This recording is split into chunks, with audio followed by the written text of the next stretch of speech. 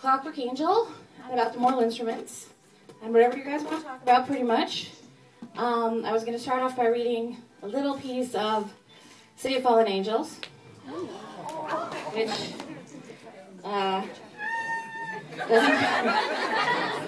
doesn't come out until April of next year. I know, it seems like a long time, but you'll be surprised how quickly it will go. Yes, but water would be good. Oh, water's over there. Okay. And,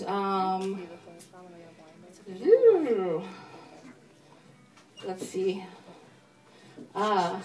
This is the second chapter of the book, and it is a scene in which Clary is at the Institute.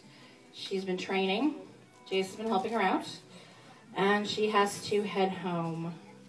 So this is just a little short piece. I have to get home, she said. It's almost 11, and my mom freaks out if I stay here past 10. All right. Jace dropped his gear, or at least the top half of it, on the bench. He wore a t-shirt underneath. Clary could see his marks through it, like ink bleeding through wet paper. I'll walk you out. The Institute was quiet as they passed through. There were no visiting shadow hunters from other cities staying. And with Hodge and Max gone, and Alec away with Magnus, Clary felt as if the remaining Lightwoods were like guests in a mostly empty hotel. She wished other members of the Conclave would come around more often, but she supposed that everyone was giving the Lightwoods time at the moment. Time to remember Max and time to forget. So have you heard from Alec and Magnus lately, she said. Are they having a good time? Sounds like it. Jace took his phone out of his pocket and handed it to her. Alec keeps sending you annoying photos. Lots of captions like, wish you were here, but not really.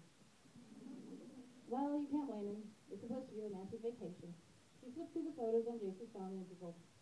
Alec and Magnus standing in front of the Eiffel Tower. Alec wearing jeans, as usual. Magnus wearing a striped fisherman's sweater, leather pants, and thinning braids.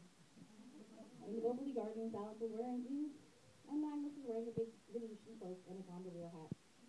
He looked like the Phantom of the Opera. In front of the Prado, he was wearing a sparkling matador jacket and platform boots, while Alec appeared to be feeding a pigeon in the background. I'm taking that away from you before you get to India, said Jace, retrieving the phone. Magnus, I'm sorry. Some things you can't ever forget. Clary laughed. They had already reached the elevator, which opened its rattling gate when Jace pushed the call button. She stepped inside, and he followed her. The moment the elevator started down, he moved toward her in the darkness and drew her close. She put her hands against his chest, feeling the hard muscles under his t-shirt, the beat of his heart underneath. In the shadowy light, his eyes shone. I can't stay. I'm sorry, I can't stay, she said. Don't be sorry. There was a ragged edge to his words that surprised her. Jocelyn doesn't want you to turn out like me, and I don't blame her. Jace, she said, a little bewildered by the bitterness in his voice, are you all right? Instead of answering, he kissed her.